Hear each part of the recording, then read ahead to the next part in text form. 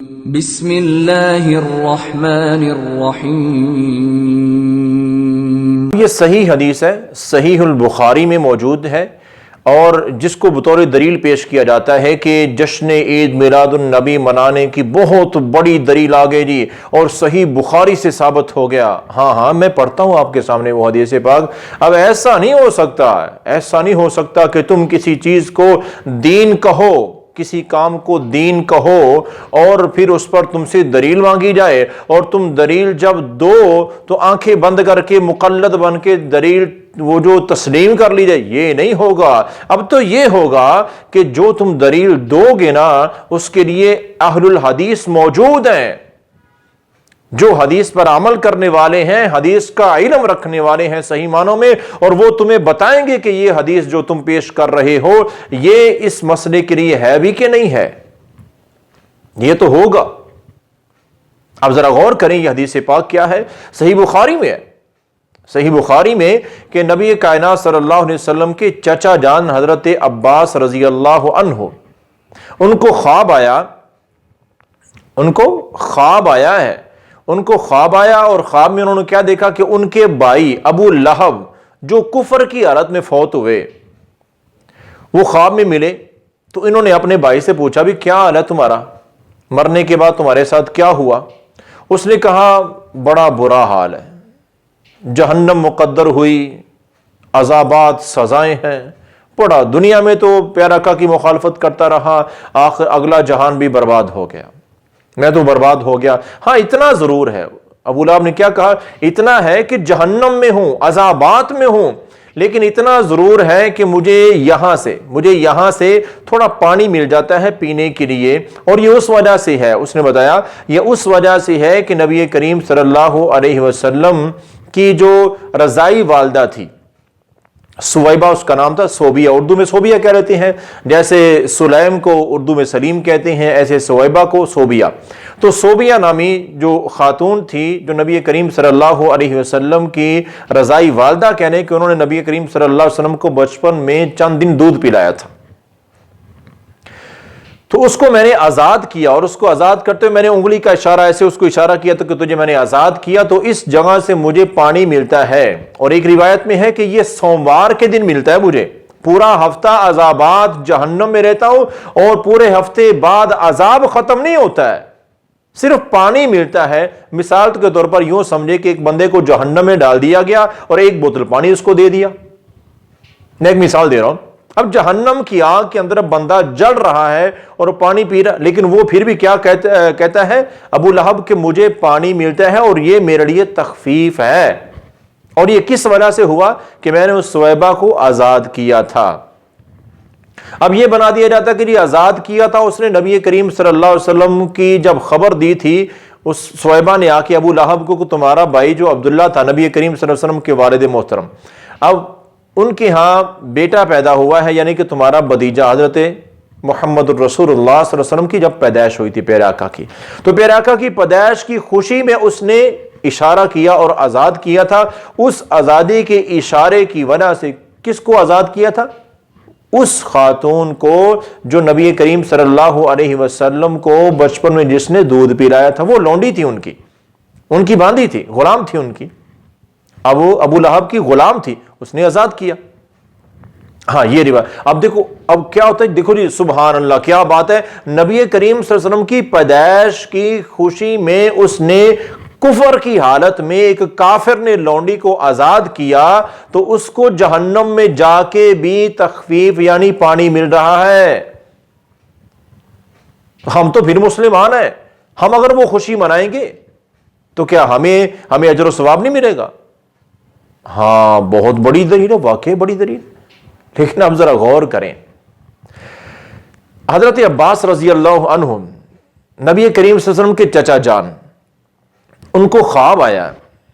اب اس خواب کا کیا تجھے مجھے پتا چلا؟ اس وقت کسی کو پتا نہیں چلا، سبھی کو پتا چل گیا، بتا دیا انہوں نے کہ ابو لہب مجھے ملا اور یہ حالات ہیں اس کے، جہنم میں ہے۔ لیکن کیا نبی کریم صلی اللہ علیہ وسلم نے یہ فرمایا کہ تم بھی ابو لہب کی طرح خوشی منایا کرو، یوم ولادت مناؤ، میلاد مناؤ، تمہیں بھی ایسے ہی اجر ملے گا۔ کیا صحابہ کرام نے ایسے کیا؟ بھئی خدا کا خوف کرو، بھئی چلو مان لیتے ہیں تمہاری بات، لیکن کیا تم لوگ اس بندے کی طرح کرنا اور اس کو تو پھر ہر سوموار کو مل رہا تھا اور اس نے ایک بار کیا تھا، تم تو ہر سال کرتے ہو اور دلیل وہی لیتے ہو، یہ بھی مناسب نہیں ہے، ایک بات۔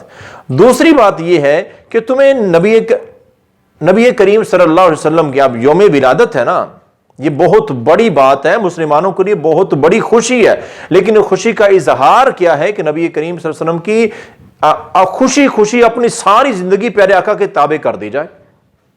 اطاعت رسول اصل چیز ہے پیارے آقا سے محبت کا نام، اور یہی خوشی ہے اور یہی خوشی کا اظہار ہے، اور یہی نبی کریم صلی اللہ علیہ وسلم نے ہمیں بتایا۔ لیکن اب کیا ہوا کہ نبی کریم صلی اللہ علیہ وسلم کے فرامین میں سے کوئی حدیث نہیں ہمیں عمل کرنے کے لیے ملی، بطور دلیل کچھ نہیں ملا ہمیں، اور ہمیں اہل بیت اطہار میں سے کسی کا عمل بطور نمونہ بطور دلیل نہیں ملا۔ خلفائے راشدین المہدیین خلفائے اربعہ ان کی زندگیاں گزر گئی اور ہمیں بطور نمونہ وہاں سے یہ جو دین اب ہمیں نظر آ رہا ہے عید میلاد النبی، یہ وہاں نہیں کہیں مل رہا، ہمیں بطور دلیل وہاں سے کچھ نہ ملا۔ صحابہ کرام 100 سال صحابہ کرام نبی کریم صلی اللہ علیہ وسلم کے بعد زندہ رہے، آخری صحابی 100 سال وفات ہو رہی ہے، 100 سال گزر گیا، کوئی دلیل نہیں ملی۔ تابعین اعظام ائمہ کرام محدثین مفسرین کہیں کچھ نہیں ملا، بطور دلیل ملا بھی تو کیا ایک ایسا شخص جو کفر کی حالت میں مرا، پیارے آقا کی مخالفت کرتا رہا اور جہنم میں جا چکا ہے، وہ خود کہہ رہا ہے کہ میں عذابوں میں ہوں، تمہیں دلیل بھی ملی تو وہ ملی۔ اب خود سوچ لو تم نے کس کے پیچھے جانا ہے؟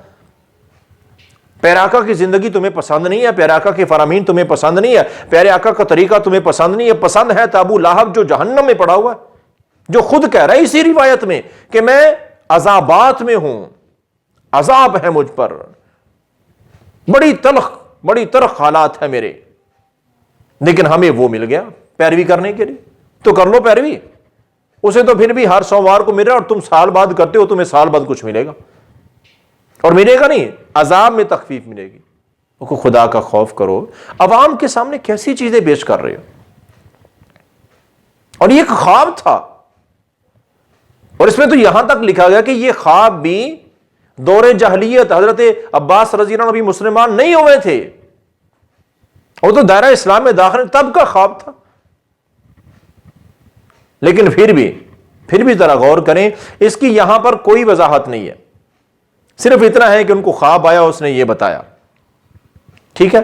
اب ذرا طبقات ابن سعد میں بتاتا ہوں اس کی تفصیل اور یہ پورا واقعہ میں بتاتا ہوں۔ جو سویبہ نامی اور صوبیہ جو ایک لونڈی تھی جو ابو لہب کی، جس کو اس نے آزاد کیا تھا، کب آزاد کیا تھا، یہ طبقات ابن سعد میں مکمل صحیح روایت موجود ہے کہ کان رسول اللہ صلی اللہ علیہ وسلم بمکہ وکانت خدیجہ تکرمھا، کہ نبی کریم صلی اللہ علیہ وسلم، اب یہ تو کہتے ہیں نا کہ پیارے آقا پیدا ہوئے تھے تو اس نے آزاد کر دیا تھا، یہ کتنی بڑی جھوٹی کہانی ہے۔ صحیح بخاری کی روایت ٹھیک ہے، خواب تھا، لیکن یہ کہانی انہوں نے خود گڑھی ہوئی ہے۔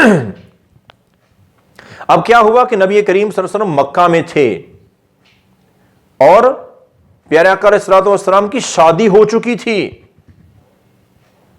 کان رسول اللہ صلی اللہ علیہ وسلم بمکہ وکانت خدیجہ تکرمھا، نبی کریم صلی اللہ علیہ وسلم بھی مکہ میں تھے اور حضرت خدیجہ رضی اللہ عنہا سے شادی ہو چکی تھی، تو آپ صلی اللہ علیہ وسلم اور حضرت خدیجہ رضی اللہ عنہا، آپ دونوں اس خاتون کی جو آپ کی رضائی والدہ بنتی ہیں، جس نے چند دن دودھ پلایا تھا، اس کا بڑا عزت و اکرام کرتے تھے، اس کا عزت و اکرام کرتے تھے، اور وہ ابھی تک پیارے آقا کی شادی ہو چکی تھی، ابھی تک وہ ابو لہب کی لونڈی غلام تھی۔ اب اس کے بعد حضرت خدیجہ رضی اللہ عنہا نے جب نبی کریم صلی اللہ علیہ وسلم کی اس سے یہ محبت دیکھی کہ آپ اتنی محبت کرتے ہیں تو حضرت خدیجہ رضی اللہ عنہا نے یہ پوری میں بتا رہا ہوں طبقات ابن سعد میں پوری تفصیل موجود ہے. تو حضرت خدیجہ رضی اللہ عنہا نے کیا کیا کہ ابو لہب کو پیغام بھیجا کہ تم یہ سویبہ نامی جو تمہارے پاس تمہاری غلام ہے یہ ہمیں بیچ دو، ہمیں دے دو، پیسے لے لو. اس نے کہا میں نے نہیں بیچنی، بیچنے سے انکار کر دیا. پیارے آقا کی محبت دیکھی تو حضرت خدیجہ رضی اللہ عنہ نے خریدنے کی کوشش کی، لیکن اس نے بیچنے سے انکار کر دیا. اب اس کے بعد نبی کریم صلی اللہ علیہ وسلم کو نبوت ملی. آپ کی عمر کتنی ہوگی؟ 40 سال. نبوت آپ کو مل گئی.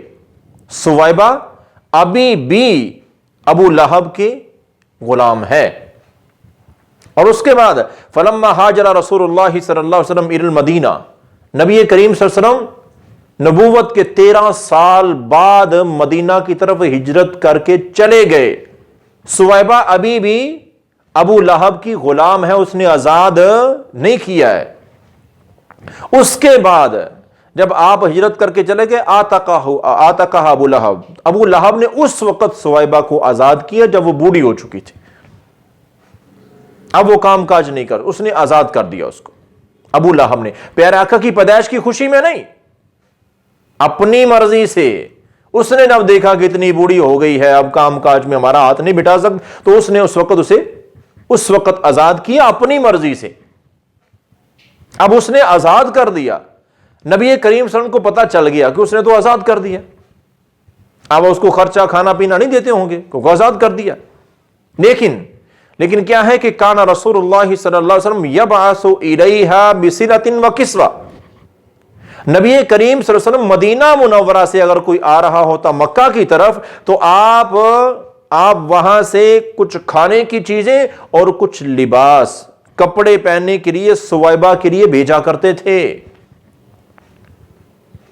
اگر اس وقت آزاد ہو چکی ہو تو ہجرت کر کے مدینہ، لیکن نہیں، اس نے بعد میں آزاد کیا. پیارے اب یہاں جو دیکھنا سمجھنے والی جو بات ہے، جو پیارے آقا سے محبت کا اصل انداز وہ کیا ہے.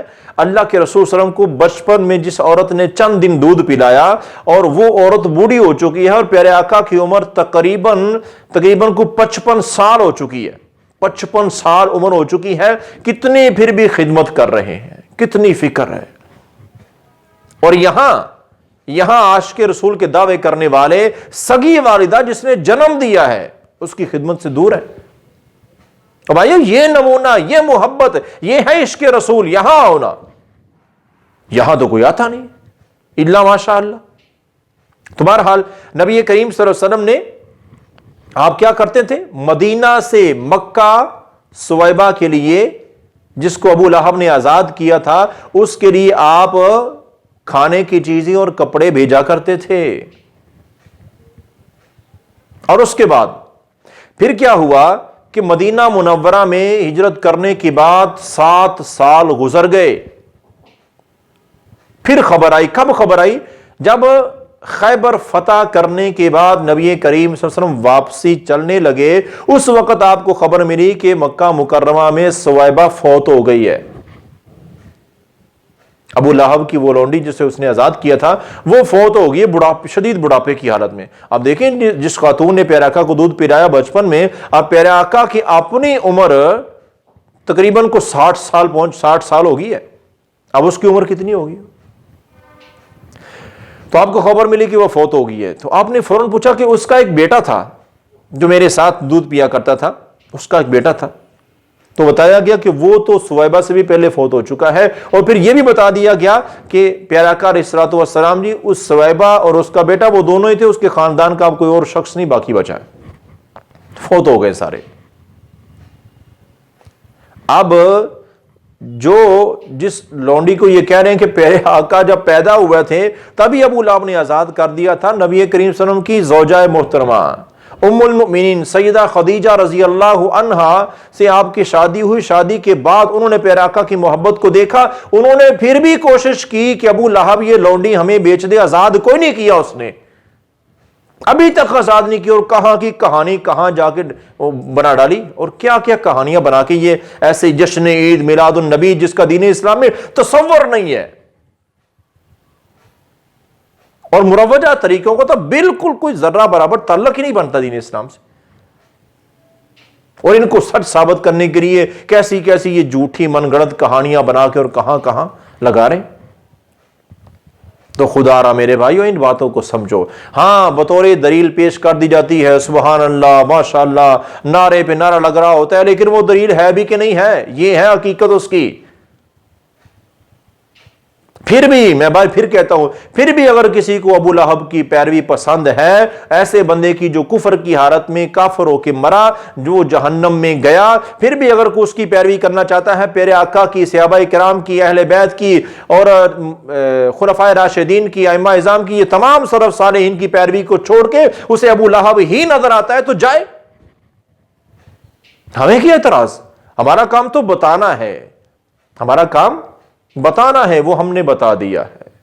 لست علیہم بمسیطر، سختی نہیں ہے کہ تم یہ کرو، اپنی مرضی ہے تمہاری، لیکن ہم نے بات سامنے رکھ دی ہے کہ حقیقت میرے بھائیو ان تمام دلائل کی، پہلے میں نے کیا بتایا تھا کہ وہ جو دو آیتیں قل بفضل اللہ وبرحمتہ فبذلک فلیفرحوا لقد من اللہ علی المؤمنین اذ بعث فیہم رسولا، یہ دونوں آیتیں جو پیش کرتے ہیں ان کی بھی پوری وضاحت میں نے بیان کر دی تھی۔